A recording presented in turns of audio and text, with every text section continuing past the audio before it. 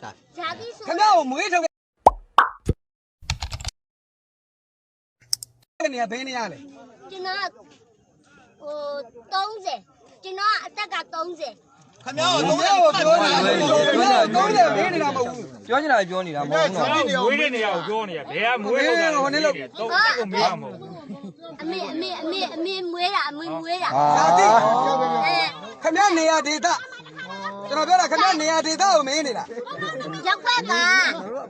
ရက်ကွက်ပြောနေခမရဘယ်ရလာလဲ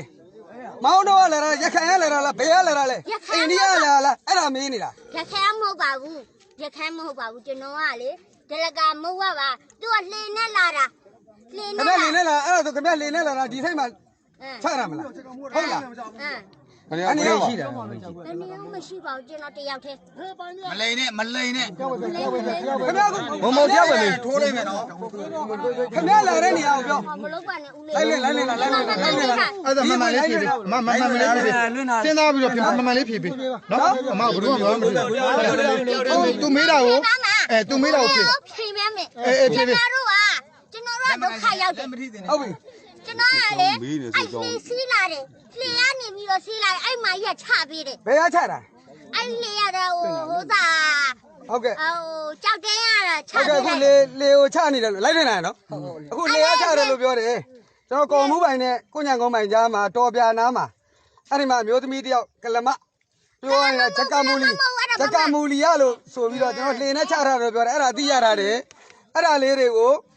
ကျွန်တော်တို့ကထိမ့်သိမ်းထားမယ် ထိုင်နေတယ်ကျွန်တော် သက်ဆိုင်ရာကဌာနဆိုင်ရာဆိုတော့ဒီချိန်မှာဟိုဟာဖြစ်ဘူးကျွန်တော်အဲ့ဒါတွေကိုကျွန်တော်တို့အင်အားအဖွဲ့အစည်းတွေနဲ့ကျွန်တော်ထိမ့်သိမ်းထားမယ် ထိုင်နေမယ်ဆိုရင်ကျွန်တော်ကတခုမဟုတ်ပါဘူး ဒါပေမဲ့လှေနဲ့လာတယ်လို့ပြောတယ်နော်လှေနဲ့လာတယ်လို့ပြောတယ်အားလုံးလှေနဲ့လာတယ်လို့ပြောတယ်ဒါတော့ဘယ်နေရောက်ပါပါဆိုကျွန်တော်ပြောဆက်ပြီးတော့ကျွန်တော်မင်းနေတယ်နော်ဆက်ပြီးတော့မင်းနေတယ် ကျွန်တော်ဦးလေးမှန်ပေးတာ နော် လက်လှေချပေးလိုက်တယ်အဲ့တော့မှရှုံးနေပဲအမကျွန်တော်6လောက်မှာ ဟုတ်တယ်မချောင်း အမ6လောက်မှာဒီကလည်း6လောက်မှာဖြစ်သွားတယ် အဲ့ဒါမလို့ခင်ဗျားလာတဲ့လိုင်းကောင်းမလို့နေကြိုးလို့ ကျွန်တော်တော့ရိုက်လို့ရပါတယ်ဦးလေးရေ အမေရေ ဒီလိုရောက်တယ်မင်းတို့မေးရစွမေးစာတီးနေတယောက်ကိုတိကျချဘယ်ကပါ လိုင်းမရလို့ တယောက်မေးပဲလေလူအများ ဟုတ်ကြည့်ရခင်ဗျာဘာကြည့်ရတော့ မပေါကလေးပဲ အပိုင်းတော့မရ လိုက်ပွင့်လာနော်လိုက်လွင်လာကျွန်တော်လိုက်လာ မပေါ့နေမှာတော့ ဖုန်းနေနှလုံးလောက်ပါ ရဖုန်းနေနှလုံးရတယ်ငါလို့ အဲ့ဒါပဲနေပါတယ်အမှတ်ဖို့နေမရသေးဘူးဆိုရင် မပေါကလည်း30 ဟုတ်ကဲ့30 ဟုတ်ပြီခင်ဗျာပစ္စည်းအဲ့ဒါချခင်ဗျာပစ္စည်းကုန်ကုန်ခင်ဗျာအနေနဲ့အကုန်ချပြီးတော့ဘ누구အနေမလုံးနဲ့ဘ누구အနေမလုံးနဲ့ခင်ဗျာပစ္စည်းကုန်ကုန်ခင်ဗျာပစ္စည်းအဲ့ခါကြပစ္စည်းပါအကုန်ကုန်ဖွင့်လားခါကြပစ္စည်းပါအကုန်ကုန်ဒီချိန်မှာကျုပ်တို့ကမရဘူး ကျွန်တော်မီလာနေတယ် မရမကင်နဲ့ကင်လို့မရဘူးဒီချိန်မှာမကင်နဲ့ချတာကင်လို့မရဘူးခင်ဗျာမေမကတော့ခင်ဗျာ နည်းတောင်းနေ ဘလို့ရှင်းနေလဲကင်ခဏတော့ဆို ဦးလေးယူပြောလိုက်ဦးလေးယူပြောလိုက် မယူမပြောဘူးမပြောတယ်မလို့ချတာ ကျွန်တော်မတိုင်မနဲ့ ချတာခင်ဗျာတော့ဆိုခင်ဗျာရဲ့တောင်ကောင်တော့ဆိုတော့ဘယ်ရှင်း မကင်နဲ့ မကင်ရမကင်နဲ့ဖုန်းမကင်နဲ့ဘာလို့ကင်လဲ မတိုင်ကြဘူးငါကြောက်လို့ပါ ခင်ဗျာတော့ဆိုဘာမကင်နဲ့ခင်ဗျာပစ္စည်းခင်ဗျာပစ္စည်းကိုလုံးဝမထိဘူးမထိရဘူးဟိုနေလိုက်ဝင်တာလိုက်ဝင်ဘာမှမလုပ်ဘူးဘာဖြစ်ဖြစ်ဘယ်လိုမှမလုပ်ဘူးမကင်နဲ့ဝင်နေအဲ့ပစ္စည်းနဲ့ဝင်နေဘာခင်ဗျာအဲ့ပစ္စည်းအဲ့ဝင်နေ ကျွန်တော်ပဲလူတွေလုံးနေတော့ဆိုပဲ ဘယ်နဲ့လဲဆိုဘယ်နဲ့လုံးလဲ ဘာမှမရောက်လုံးဘူးကြီးကြီးနဲ့ ဘယ်နှစ်ယောက်လာလဲတောင်းနေတောင်းနေ ဘယ်ရလဲစိလားဘယ်နေရလဲခင်ဗျာလက်ညှိုးထိုးပြ အဲ့ဒီနဲ့လာအဲ့လဲတဲ့လာ ဟုတ်ပြီ အဲ့လဲတဲ့လာ 3ယောက်လောက်ပြောရနော်3ယောက်လောက်ပြောတယ် တောင်းရလို့မဟုတ်ဘူးကျွန်တော်တယောက်ထဲ မှန်တော့ပြောအမှန်တော့ဘာမှမဖြစ်ဘူး မတိုင်ကြပါနဲ့နော် မကင်ဘူးမကင်ဘူး စီမရောဘူး အမှန်ဖြစ်ဘယ်နေရာလာလဲမှန်လေးဖြစ် ကျွန်တော်ဘူးမလာပါဘူးကျွန်တော်တယောက်ထဲဘူးရဲ့ကျွန်တော်မှန်နေပြောမှာ ပြော ကျွန်တော် နားတော့လိုက်ဖွင့်လိုက်လို့မရဘူးလိုက်လာတယ်ဘူးလေအဲ့မှာဆက်လေကနေစီနေအမရှုံနေနေ ခင်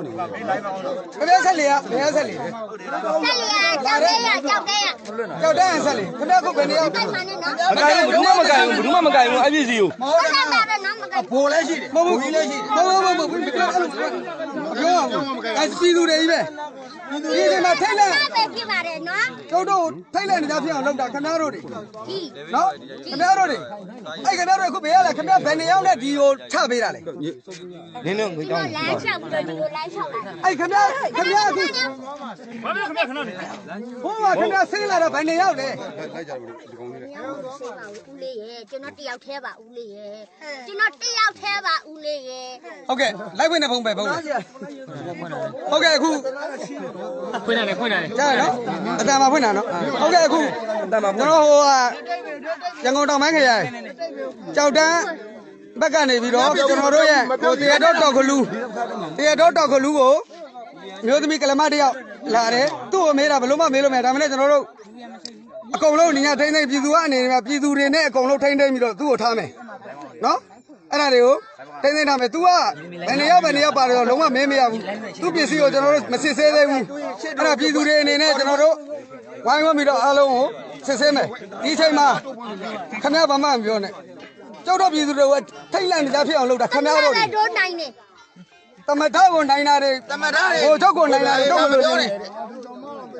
ကျိုးလေးရကျိုးရှိတယ် မလုပ်ပါနဲ့ ဝိရှိကျိုးပေးတာကိုကျိုးရှိတယ်ဒီမှာကျိုးနင်းအားလုံးပြေးလို့မရဘူး မရိုက်နဲ့လေ လောမမရင်းနဲ့လောဒီလောလည်းဘလို့သွားရိုက်နေတယ် ပြောပြမင်းပြောပြ လိုက်နေတာတော့ပြော ထုတ်ကမကြည့်နဲ့အထုပ်ကဘယ်သူမှမကင်ဘူးဟဲ့ကျိုးပေးပါ လိုက်နေတာတော့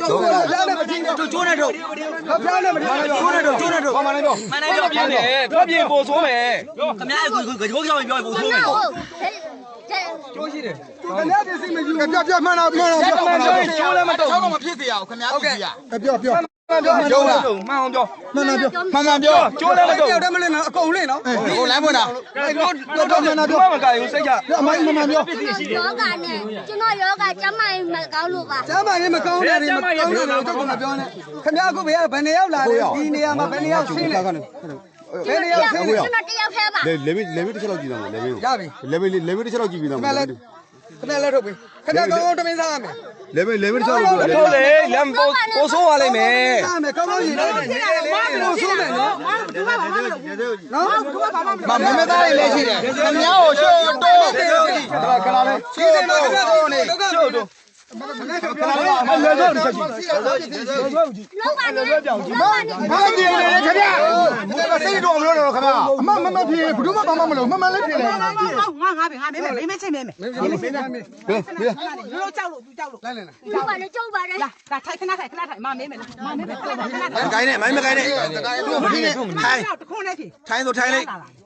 ကျွန်တော်ကကြောက်တဲ့လာတာကြောက်တဲ့ရ ဘယ်ဟိုသွားမှာလဲ ယူခဏသွားမလို့ ဘယ်ဟိုသွားမှာလဲဒီချက်ကဘယ်ဟိုသွားမှာလဲ အတိဘူးရှိတယ် ကျွန်တော်ဥပကနာသွားမို့ကျွန်တော် နေအောင်ပြောနေအမဘယ်နေရာကိုသွားမှာလဲလို့ပြောလို့ တော့တော့မင်းလေး လိုက်ပါ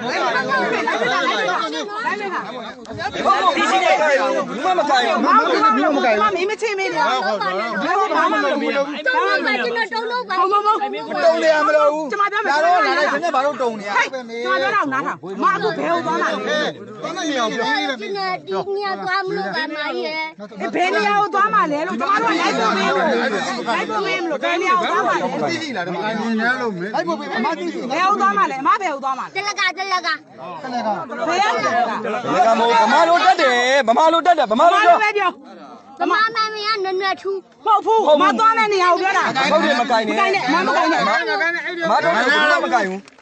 မမကိုင်းနဲ့ ဘုံဘုံတူတော့လေလား မမကနဲ့ ရတယ်ရပြီထားမနေ့ကဗမာလိုပြော ဘာဖြစ်စီဘာမှမဖြစ်ဘူးမကိုင်းချော်သေးရောမလို့ နွယ်ထူးပါ ဟုတ်ပြီနွယ်တူဟုတ်ပြီဟိုသွားမှလေ ရောက်လာတယ်ဘယ်ရောက်လာလဲဘယ်ရောက်လာလဲ စလေးလဲပါလေ ရောက်လာရောက်လာ တော့တယ်ဘာလို့ပေါ့ ဟောလဲပါလေစလေးလဲပါ ပါဘူးကိုကြီး ခုနဟိုဘက်ကလှင်းနေလာတာ ငါလည်း900လို့လည်းတန်ထွက်တယ်နော်900လို့လည်းတန်ထွက်တယ် လှင်းနေလာလားမလားဟိုဘက်က လေရကျွန်တော်တယောက်တည်းပြတယောက်တည်းပဲလာတာပါကိုကြီးရကျွန်တော်ဘူးမှမလောက်ကြပါနဲ့ တို့ခင်ဗျားဘာလို့ခင်ဗျားပြောတယ်ရမတော်မနေရဘူးဘာမှနေရခင်ဗျားဘယ်တော့မှလည်းပြောကျွန်တော်ဒီကနေတော့ပါပါကို ဒီကနေဘယ်ကိုသွားမှလဲလို့ကျမတို့မေးတာ တော့အိမ်တော်ပဲကျွန်တော်ရောက်ွက်ရဟေးအေး ရောက်ွက်ဘယ်ရက်ွက်လဲ ရောက်ွက်တလက်က ကလေးက ဟိုမှာတန်လင်းမှာတလကသွား ဒလက်ကဆိုတာတန်လေးမှာပဲရှိတာအမဒီကိုထိုးလာလေဘယ်ကိုသွားမှလဲအမဘယ်ကိုသွားမှလဲ တော့သွားမှမိုင်းရ အမအေးကိုသွားတာဟုတ်ပြီဘယ်အေးကိုသွားမှလဲပြော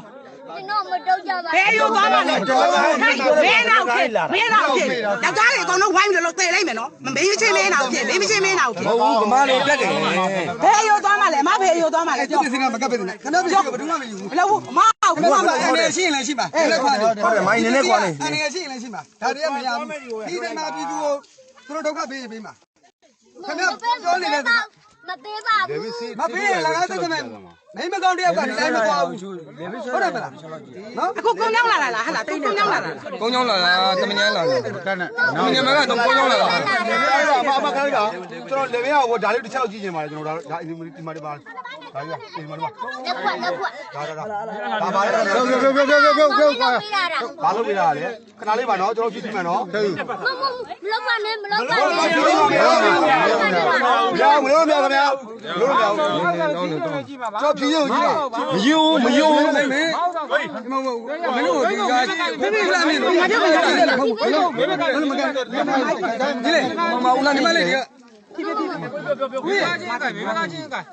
အမဘာလို့လဲမကိုင်းနဲ့ဒါမကိုင်းနဲ့မပြောဘူးမကိုင်းနဲ့နေပြီးတော့ချတာမကိုင်းနဲ့မပြောဘူးမပြောဘူးဘာမှမပြောဘူးအပြည့်ပြည့်ချတာလိုင်းနေတာဘယ်တော့ဘာမှမထီဘူးဒီဥစ္စာ တို့တဲ့ပြည်သူကဥစ္စာရှိတယ်ပြောတယ်မလို့တခါကသူဆက်လာတယ်သူလည်းလုံးမဆက်ရသေးဘူးလေပြောတယ်နော်တို့ပစ္စည်း မိုင်းသူကသစ္စာရှိတယ် စကားဆင်းလာပြီလေ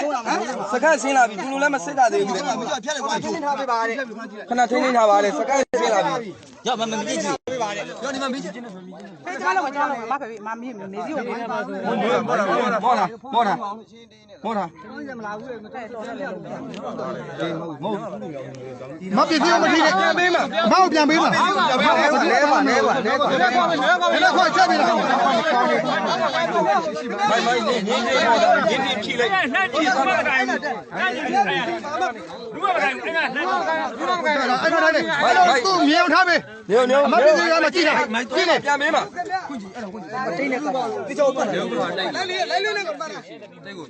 မိုင်းငါပြီခြေသားမမင်းတို့ကမသိပါနဲ့ကမ ဒီကခင်ဗျ ဟုတ်တယ်စတိကောပါဘူးတွေကပါတယ်ကတ်တာမကြသေးဘူးကော ဥဒိယကတော့ကတာမကြသေးဘူး မောင်းပါဘာလို့စာစာ လက်ခွက်ပြန်ရမ်းမ ဘာမှမဖြစ်ဘာမှမဖြစ်မောင်းတာဘာမှမဖြစ်ပြန်ပြီးလားပြန်ပြီးလားမောင်းတာပြန်ပြီးလားဘာမှမဖြစ် မဟုတ်ထားပါ စားပါဒီနေ့ပတ်တာစားပါအပတ်တော့မကြသေးဘူးအမပတ်တော့မကြသေးဘူးရရင်မပါပါဘူး ကိုမပြင်းဘူး ရဲတွေလာမစစ်မယ်လေရဲတွေလာလိမ့်မယ် မတောင်းနေစမလို့ စားရဲဟိုကစားပါတယ်ဟိုက စတိနဲ့ကတော့ပြင်းအခါမှမရှိ ဘူးရောစားရဲစားတော့စားဘောဝင်ပြလိုက်မရဘူးတိတ်နေသူကရရဘုံဘုံစားစားအဲ့ကျခီးကြည့်လေစားရဲဟေးဟိုမင်းရလဲဆိုရဒီလေးတော့နည်းနည်းတက်တက်ကြီးအဲ့လိုလေးကိုရှိထားပြီးစောင့်နေဟုတ်တယ်စားပြီစား ဟုတ်လားအဲ့ဒါလေးကိုထားတာ ဘာသာကြီးကလားစာကြီးတော့ဘာသာကြီးလက်ပွဲလာမသိပါဘူးမိုင်းပါဘူးဒီမှာဒီမှာဘုံလေးပတ်စံဘုံကပါတယ်ပတ်စံနေလည်းပါတယ် ဘုံပတ်စံနေတယ်လက်စွပ်တွေရောပတ်စံတော့ပါတယ်ဘာလို့တယောက်တည်းနဲ့ဖုန်းက3လုံးဖြစ်နေလဲ ဘုံကမှလာဖုံ3လုံးမပတ်စံပဲ2သိန်းတော့3သိန်းတော့ရှိလက်စွပ်တွေတူလက်မှာတော့ဒီလက်မှာဒီထဲထဲမှာရော မရတယ်ရမောင်းတာဘယ်သူမှမကိုင်းဘူးဘယ်သူမှလည်းမယူစိတ်ချပါဘူး အန်ဒီလေး不没有，不没有好了，对吧？你我没打，没有安迪丽。没毛到不多怕不喽？年轻人妈，谁没在？你那拉台你路呀？我看你，哎，必须要这个。妈没路啦，妈来弄这么多，妈年轻人这么样不？你来的你啊？都拿来，没ပြောနဲ့ ဟုတ်ကဲ့ကြောက်တန်းနေပြီးတော့ဒီဘက်ကိုကူးလာတဲ့ကလမမျိုးသမီးတယောက်ကျွန်တော်တို့ဒီမှာသမင်ညာနဲ့တော်ပြနေကားမှာ လောက်ကြမှာတော့မလောက်ပါဘူး ထိနေပါတယ်လို့ဒီအနေနဲ့ လူကမလိုက်နဲ့ ဒီလူတွေရဲ့ဟိုလိုလဲဆိုတော့ထိလက်ကြောက်တန်းထိလက်ကြောက်တန်းနေရာမှာသူတို့တွေအကုန်လုံးဟိုပြီးတော့လာတယ်သူကလေနဲ့လာတယ်လို့ပြောတယ်ချက်ကြီးတယ်ဘယ်ကလာတယ်တော့မသိဘူးလေနဲ့လာတယ်ဆိုပြီးတော့ကြောက်တန်းနေပြီးတော့ကြောက်တန်းဘက်ကကူးတယ်လို့ပြောတယ်ဒီမှာတော့ကလေးပြနေတာနဲ့တော်ပြနဲ့အနားလေးမှာဗျာဒီမှာမျိုးသမီးဟောကစမေးလို့မရဘူးဒီရောက်နေနဲ့ထိမ့်နေတာပါဟိုပေါ်လာတယ် time တေချာမင်းပါရမယ်ဒီတိုင်းတယောက်ခုကနည်းဟာပဲလေနည်းဟာပဲလူတွေအားကြီးတယောက်တစ်ခေါက်နဲ့ပြောတာလည်းမကြောက် လူဘောပြောတယ်လူဘောပြောတယ်ကြီးလေး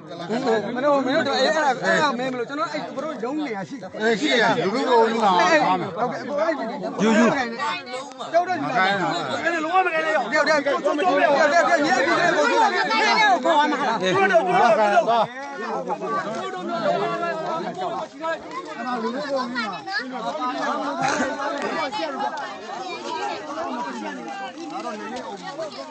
ပြည်ကလည်းမသိရဘူး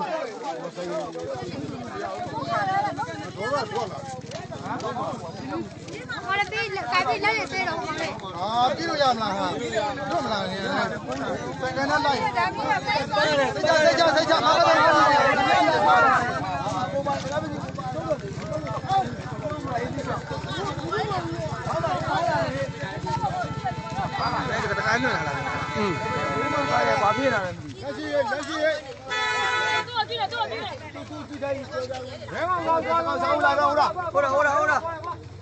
别过来了，别过来了，看嘞，进来，哦，回来，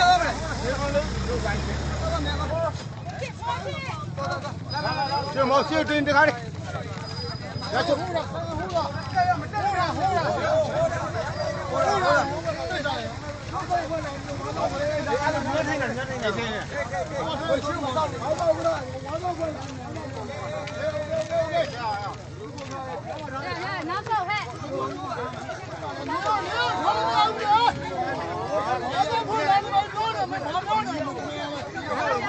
ရှိလို့တက်ပါရှိလို့တက်ပြရပြီပါတက်ပေါ့နဲ့ကွာပြောတယ်ဘလူးသူကဘလူးလို့ပြောမှာကျောင်းချင်းတီမေးတာမှမဟုတ်အဲ့ဒါကျောင်းချင်းတီမေးတာမပြစ်ပါတယ်မပါဘူးမပြစ်ဆိုဘလူးမမခေါ်ဘူးတောက်ကွာအေးလေးတာနော်တို့ဒီလိုမထမ်းနိုင်ဘူးလားဟုတ်ရဲ့ဒီလိုလူမျိုးတွေလာပြီးတော့ပြေးမရဘူးတူးနေသေးတယ်ဗျာကျောက်ကြားအထက်တစ်ဆောင်တော့မိမတယောက်ပြေးမှာကိုတူးနေ哎，没有我靠，没有我，没有你，看，没有，拿我手的，拿我手的，人少了，人少了，漂亮，好了，你来，拿走，给我拿走，拍到手了，马上买，拿啥呀？肉去呢？拿走啥？两万呀，肉去了。那拿走干嘛？我有你过了，其他嘛，要有人来其他。干的，没钱嘛，人家来了，没钱。我比高呢，没钱。我看嘞，看边干的，哪边的，就是谁我们这里。哎，我看，别说了。你要嘛干的，好了，我到过看到你来了，跑了你呀都。你看见你要干的，你喽，看你来。你来看你来，他这个跑我们了，你来看，让上面来，来呀，嘿。看，我看，哪里有你？看标配，不要来了，看你要，报对。都有，有这么包有没有？哎，这里嘛都有，都有啊，毛主席来着呢，都讲了，我咱也抓了路线，我马别他们，都有嘞。သူတယောက်တည်း ဒီနေ့တော့ဒါလည်းထင်တာဒီမလုံးတော့ပြင်မယ်ဒီကဖိုင်ရရတယ်အာရမကလည်းကိုမားတော့တယ်နောက်ဆုံးစမ်းပါနည်းနည်းဆုံးပါအားလုံးတိုက်ပေးတယောက်ပဲမင်းတယ်မင်းတို့ဝိုင်းပြောနေတာဘာပြောလို့ပြောလို့ ကိုကြောင်းကြတာလေဒီစကမ်းမှာထိန်းတာလေးလို့ပြောတာ ဗမာတို့အကုန်သိဘာသာပါအေးအဲ့လိုပေးလို့မရအဲ့လိုပေးလိုက်ရင်လည်းပြတ်သွားတယ်ခင်ဗျာဘာမှမဖြစ်ဘူးခင်ဗျာဘာမှမဖြစ်ဘူးခင်ဗျာကျွန်တော်တို့ပြည်သူတွေမင်းနေတယ်နော်မှန်တော့အကုန်ပြောမှန်တော့ပြောအဲ့မိမကြီးကျွန်တော်ကို ခဏတိုက်ကြပါခဏတိုက်ကြဘလို့တိုက်ကြ အပြင်တိုက်တယ် ခဏနဲ့ပဲကြောက်တာ အားလုံးနေနော်မင်းနေတယောက်မင်းနေတယ် ရုပ်က တယောက်မင်းနေ အလင်းအောင်သားကိုရအောင်လို့ ဘာမှမကြောက် အလင်းအောင်သားကိုရအောင်လို့ခင်ဗျာ တယောက်မင်းတိတ်တာ အလင်းအောင်သားကိုရအောင်ခင်ဗျာဗျာကျောင်းနေတာတော့နေသေးလားတေးထားပြော ကြောက်ကြည့် ခင်ဗျာဘယ်သူမှအသက်နိုင်နဲ့မပြူဘူး ပြောမှန်ပြောမှန်အောင်ပြော မိမကကြောက်လဲ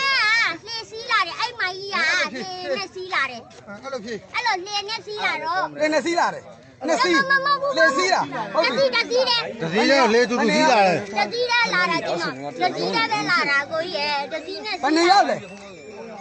တယောက်ပါပဲကိုယ်မ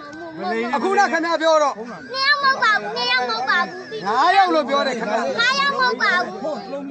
ခင်ဗျာဟိုဘက်မှာခြုံနေရတယ်ဆင်းလာတယ်9ယောက် ကျွန်မတို့ကြောက်တာနဲ့နော်ကျွန်တော်တို့ကဘာနဲ့ဖြေပြမယ် ဟုတ်ဘူးတယောက်မင်းနေတယောက်နေကြပါတောင်းနေကြတာ ဘာနဲ့ဖြေပြမယ်ကျွန်တော်ကအခုလေကျွန်တော်တို့ကအဲ့ရရွာဟိုကကြောက်တဲ့အားလာတယ်စီရောအဲ့ဒီနေရာရှိရ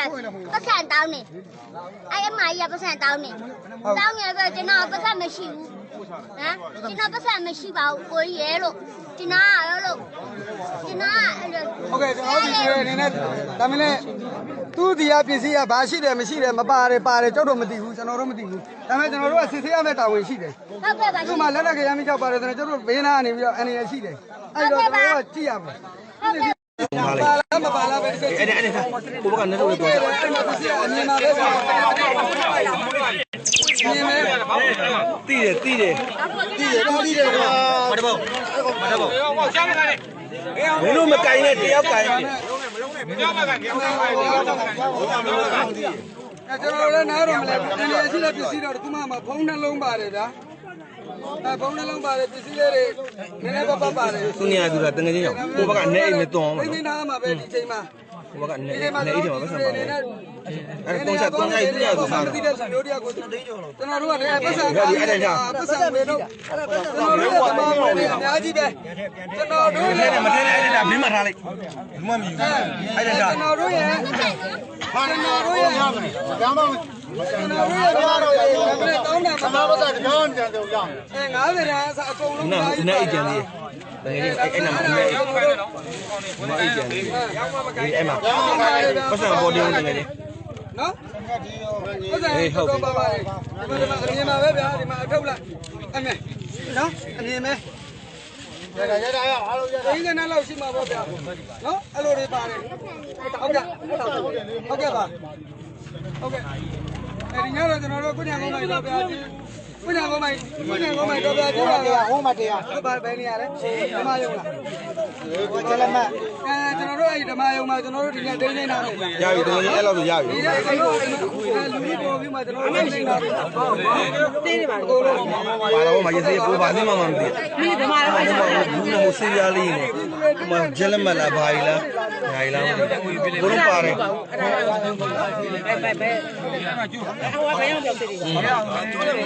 ဟိုဘူးနဲ့အဲ့ဒါလည်း လိုက်နေတာအနေရပြီးမဲ့ဒီတော့မတွေ့ဘူးလို့ထင်တယ်ကျွန်တော်တို့လည်းတော့ရတယ်ဗျာနားမလဲ ချာချက်သူနဲ့အဲ့တိုင်းပဲထား ဟုတ်ကဲ့ပါဒီကတော့ဘယ်မှာကျွန်တော်ဘယ်သွားမှမပြော ဒီလိုပြန်မှာ ဟုတ်ကဲ့ခေါင်းဘက်ကိုဆောက်လိုက်ခုနကဖြစ်ကြည့်တယ်အဲ့ဘာပုံလေးလဲနေစုတော့ အဲ့ဒါပုံပူစေးရပါစေ တကယ်အဲ့စီအခုစေးရောမင်းအခုမင်းချတဲ့အောက်ကစီရောဟုတ်လေခုနကမင်းဟိုစတိကွေဒီအောက်ကစီအဲ့ဒ